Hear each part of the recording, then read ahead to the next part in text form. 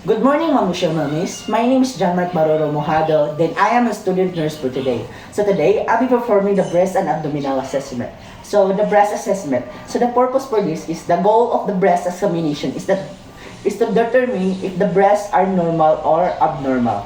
So the breast self-examination is invaluable for detecting cancer and is very early stage to check whether or not to have any signs of particular disease or illnesses. So the equipment needed for this or required is the examination table, patient hospital gown, record form, small pillow, slide or specimen, then a ruler centimeters. So for the preparatory phase, so greet the women respectfully and with kindness. So in order the women to be comfortable with you throughout the physical examination. So second, told the woman or her breasts are going to be examined. So explain her and procedure in order for her to cooperate. So ask the woman to change patient hospital gown and after that tell your patient to undress from her waist up, then have sit on her examining table with her arms on her at her side. So to get the easier access in performing the breast assessment. So history taking, ask about the hormone, replace therapy, family history, or breast cancer. To assess the historical blood line to the family if the certain diseases is present among them. So, hi ma'am, good morning. Yes. So how's your day ma'am? Okay na. Sumayo ma'am. So, karon ay today ma'am, I'll be assessing your breast ma'am. So it's okay to you ma'am? So, may I ask a question ma'am? So, namoy history about sa mga cancer sa totoy ma'am? Wala. Kasi mga family ma'am, wala sa mga bloodline. Okay ma'am. So, okay. So, wash hands. To prevent the spread of infections from bacteria such as viruses.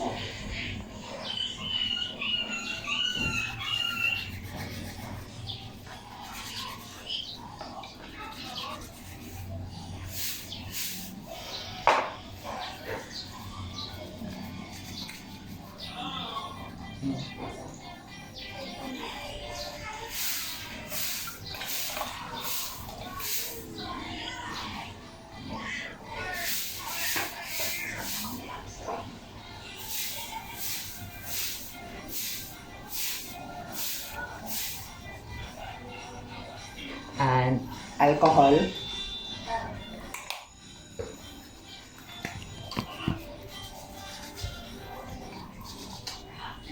And I wear my gloves.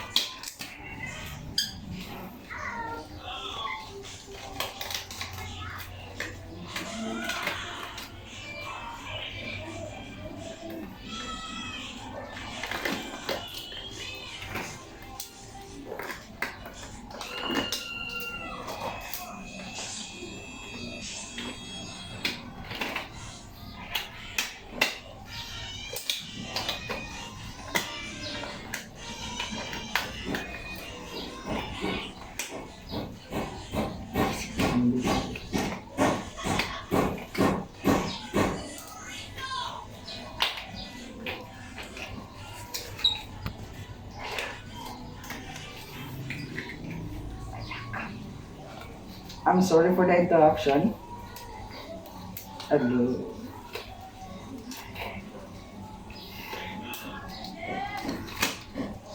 So, it's done. So, for the performance phase, so breast and axillary. So, general appearance, note symmetry of size and shape is to assess for the size and shape if there are abnormalities of the person. So, our mom is okay to you, that I will touch your breast, mom. So, find the shape and size, ma'am.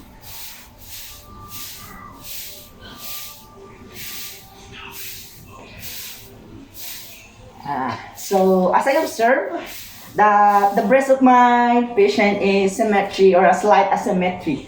asymmetry in the size of the left breast is slightly larger than the right breast. So it's normally that the right breast is larger than the left breast.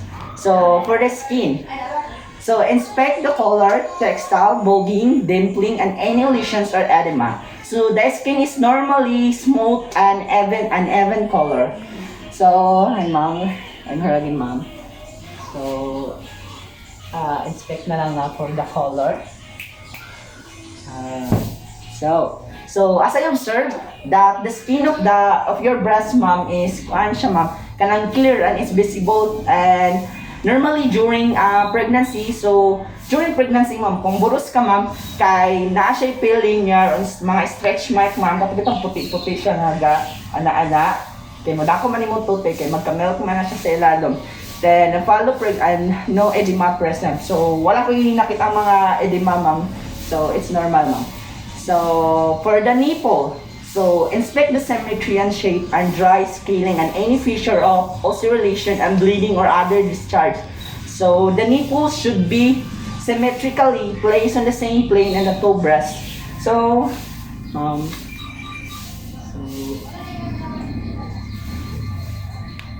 so as I observe that the nipples of my patient is protrude, which is usually normal naman po. So, naa siya sa center. So, wala siya gihiwi, wala siya sa babaw kayo, wala siya sa ilalom. So, normal. So, the maneuvers to squeeze.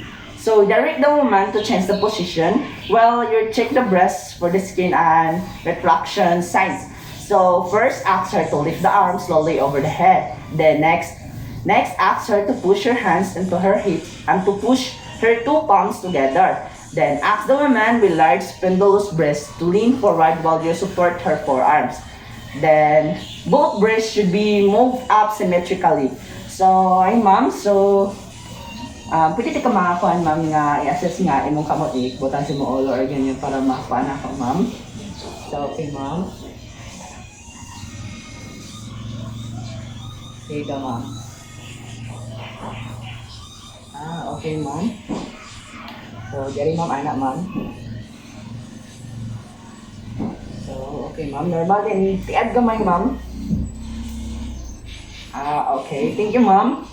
So, as I observe, the breast of my patient is moved up by symmetrically. Then, a slight lifting of both breasts occur and both of your breasts, ma'am, kay kung nag-show sa symmetric, free forward. Katong pag-ana ni mo, ma'am, kay tupong mo na siya, ma'am, yung pag-ana or katong pag-ana, even na magliho ka, ma'am. So, the movement of your breast, ma'am, is good and it's normal po, ma'am. Then, inspect and palpate the axilla. So, ask the woman to have sitting position. So, nakasit na akong patient. Then, inspect the skin, noting on any rush of infection. So, lift the woman arms and support it yourself. Then, use your right hand to palpate the left axilla. Then, reach your fingers high into axilla. Then, move them firmly down in the four directions, down the chest wall and the line from the middle of the axilla. Then, along the anterior border of the axilla. Then, along the posterior border and along the inner aspect of the upper arm. So, inspect for infection, palpate for the masses and nodules of the breast. So, ma'am, pwede niyo mo kanamuratan naglamano, ma'am. So, ma'am.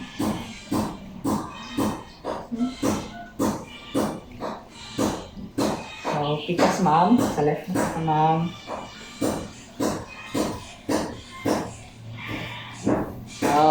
So, okay, ma'am. Thank you, ma'am. So, as I observed, that the breast sa imong breast, ma'am, there is nodes, ma'am, and there is no presence of nodules. So, wala siya mga nodules. So, then wala po siya kanang lesions or edema, kanang mga bukol-bukol, ma'am. So, it's normal naman siya, ma'am. So, palpate the breast. So, help her to supine position. Then, tuck a small part of towel under the side of the palpated and raise her arm over her head. Then, use the pads of your 3 fingers and make a gentle rotary motion of the breast. Then, start with the nipple, then palpate with the concentric circles, then pattern the palpation, increasing out the periphery. Then, move the clockwise direction and taking the correct examining every square inch of the breast. Then, if you feel lump or mass, note the characteristic lesions, shape, consistency, movable distinctness, nipple, and it's displaced on the retracted or skin over the lump, then tenderness, then lymphadenopathy. So, hi ma'am. So, bali sa nakuha akong mga equipment ma'am ha.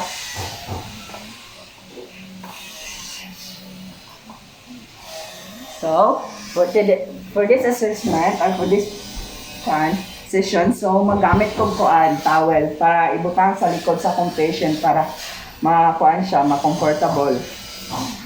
Ano?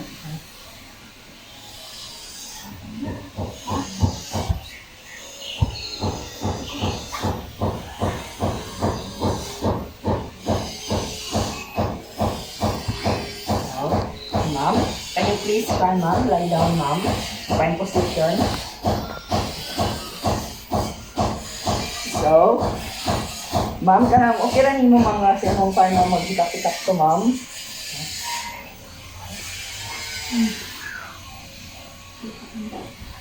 So, in this session karang ako siyang i-contour cut course pag pick up siyang breast. So,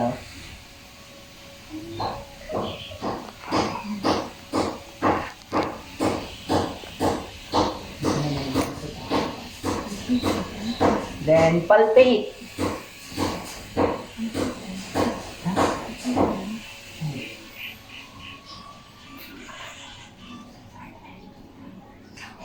Oh.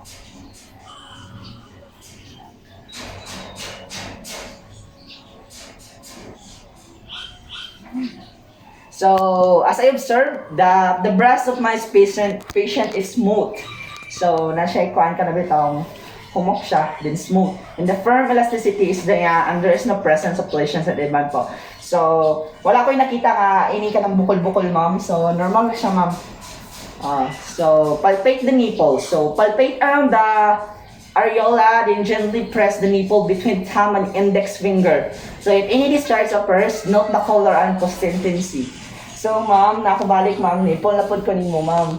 So, okay lang niyo, ma'am. So, I use my thumb to press the pan sa nipple sa patient.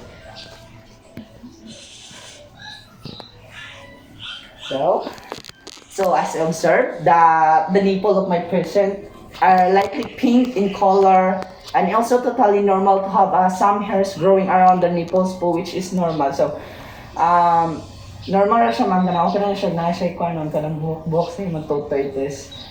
During palpation, ma'am, or ako nakita, ma'am, kay color pink lang siya, ma'am, then pink siya. Then it's normal, ma'am. It's depend na panit na po nato mag-consult ko. Sorry for the interruption. So the male breast, the palpation. So, inspect the chest wall.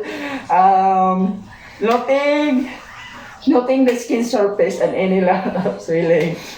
Posa yun. So, palpate the nipple area for any lump or tissue enlargement.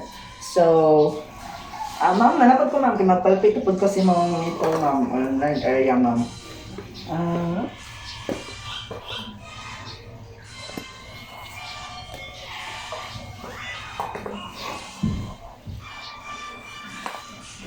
So as I observed, the breast has flat discs and underdeveloped breast and tissue is normal naman po, ma'am. So ang mga kailangan nga pasyente ron, kaya ako magsakong galingan. So ikaw na lang sa akin inato, ma'am. So ma'am, can you please rise, ma'am? Lingkod na tamang kihimana na, ma'am. So thank you kayo, ma'am. So for the others, so after completing the examination, had women cover herself, so explain any abnormal findings and what needs to be done. So if the examination is normal, told the women that everything is normal, the examination. So after the examination, the patient has the right to know the findings about the assessment. So ay ma'am, so sa according sa itong pagpalpate, sa inspection sa mga color, ma'am, so wala ko yung nakita mga lesions or edema, ma'am. So normally mong totoy, ma'am. So wala man po kayo any history about sa mga cancer or disease about breast, ma'am. So normal kayo siya, ma'am. So wala tayo nakita nga any problem. So mong totoy kay smooth, then kuan, ma'am. So normal siya kayo siya, ma'am. So then thank you kayo, ma'am. So wala kayo laing problemahan, ma'am, kay so okay kayo siya, ma'am.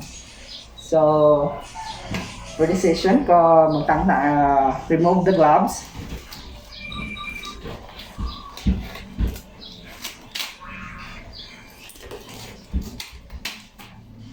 Then, wash hands.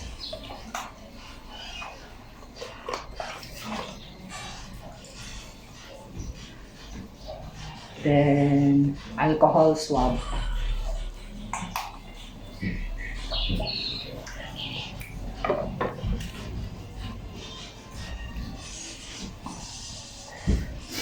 So, for the document findings, so to assess by attending the physician.